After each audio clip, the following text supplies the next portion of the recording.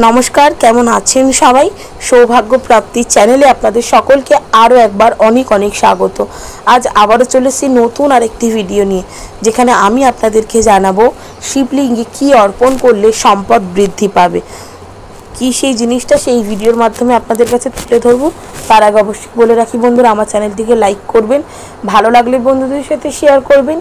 এই সংক্রান্ত কোনো জিজ্ঞাসা থাকলে অবশ্যই কমেন্ট বক্সে এসে জিজ্ঞেস করতে পারেন। সাবস্ক্রাইব করে বেল বাটনটা প্রেস করে রাখবেন যাতে আমি যখনই নতুন কোনো ভিডিও দিই না কেন সেটা সরাসরি আপনার কাছে পৌঁছে যায়। তো চলুন বন্ধুরা ভিডিওটা শুরু করি। আমরা সকলেই কিন্তু অক্লান্ত পরিশ্রম করি সম্পদের কারণে, নানান রকম ভাবে চেষ্টা করি কিভাবে নিজেদের একটু সম্পদ তৈরি করতে পারবো। সেই সম্পদ তৈরি করার জন্য খুব সহজ একটি পূজা যেটি আপনারা করতে পারেন এবং এই সম্পদের রিলেটেড যে কোনো সমস্যার সমাধান কিন্তু দেবাদিদেব মহাদেব করতে পারেন। সেই জন্য শুধু করতে হবে একটু নিষ্ঠা ভরে ওনার পুজো, ওনার শিবলিঙ্গের পুজো করুন। কারণ দেখুন যদি ছবি থাকে, ছবিতে তো আর আমরা ওনাকে অভিষেক করতে পারি না, ছবিতে আমরা জল অর্পণ করতে পারি না।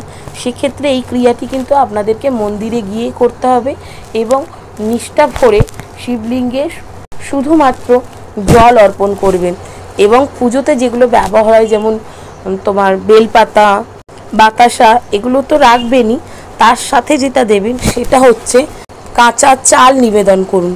কাঁচা চাল শিবলিঙ্গে নিবেদন করলে সম্পত্তি সংক্রান্ত যে কোনো সমস্যার সমাধান হতে পারে।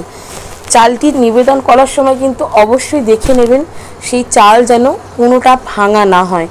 যেটুকু চাল আপনি শিবলিঙ্গে অর্পণ করবেন সেটুকু যেন নিখুঁত গোটা হয়, সেটা অবশ্যই কিন্তু দেখে নিতে হবে। কারণ শিবলিঙ্গে নিষ্ঠা ভরে পুজো করে সঠিক নিয়ম পালন করলে যেরকম সুফল পাওয়া যায়, তেমন পুজো হয়তো করছেন কিংবা আপনার অজান্তেই কোনো ভুল হচ্ছে পুজোর মাধ্যমে, তখনও কিন্তু একইভাবে তিনি সন্তুষ্ট তো হন না, উল্টে রুষ্ট হয়ে যান।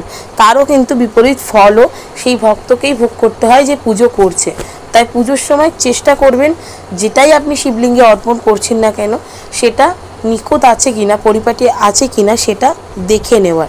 চাল যখনই শিবলিঙ্গে নিবেদন করবেন চেষ্টা করবেন সেটির মধ্যে থেকে যদি ভাঙা চাল, যদি খুঁত চাল থেকে থাকে সেটিকে অবশ্যই বেছে ফেলে দেওয়ার।